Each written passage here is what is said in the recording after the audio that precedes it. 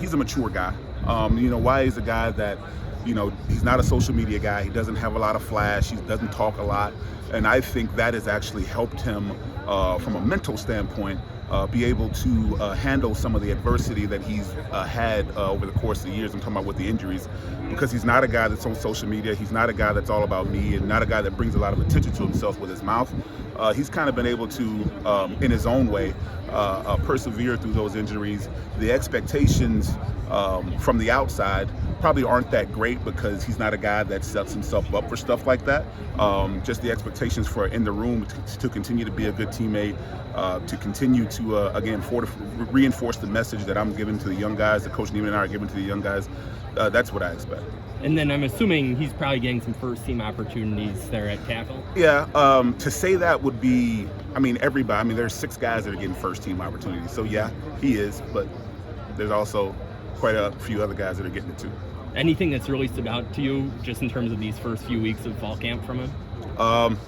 Just that he's healthy. I think that, just that he's healthy. He's been able, tomorrow will be practice 10 or practice 11. And he's been available for all that time, which is something that I can't say has happened over the previous 3 years that he's been here. Aaron Graves. Yeah.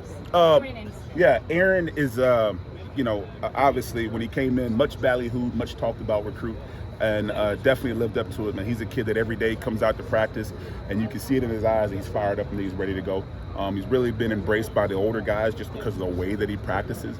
Not only the physical side of things, he's physically talented, but he's soaking up the mental part of it as well, which has really increased his development. Looking forward to a big year for him. And I know he's excited. I know he's fired up to go. But, again, I talk about the group as a collective. He's a big part of that, going to be a big part of that rotation, big part of that depth. What I want are guys that I can put on the field that I don't have to look away and see. I don't want to turn my back and, let you play your free plays. I want to see what you actually can do, and he's one of those guys that we can put out there. So I'm excited about him. Your D-tackle depth, I know coach said Noah's injured right now, and obviously we don't know how much he's going to play this year, but would you go Graves, Black, outside of Lee? I don't have a tier. When I go out there, it's just kind of like reaching in the box and throwing them out there. Seriously, regardless of practice, we have 3 what I consider critical parts of practice: red zone, third down, and then either 2-minute or move the ball.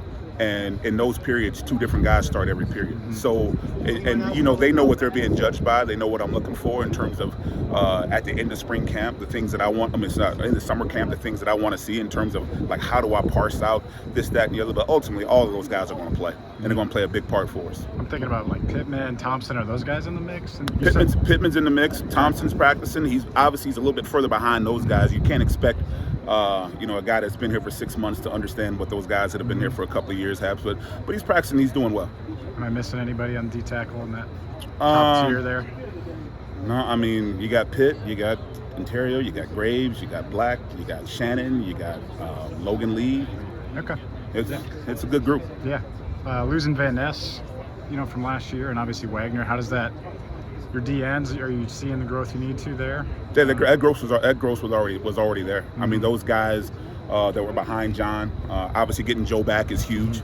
But those guys that were behind John, and don't get me wrong, we're going to miss John, but those guys that were behind him were ready to go as well. You just check the numbers and stats from last year. Those guys could have been starters as well. May have been starters if they were somewhere else. So glad that they're here.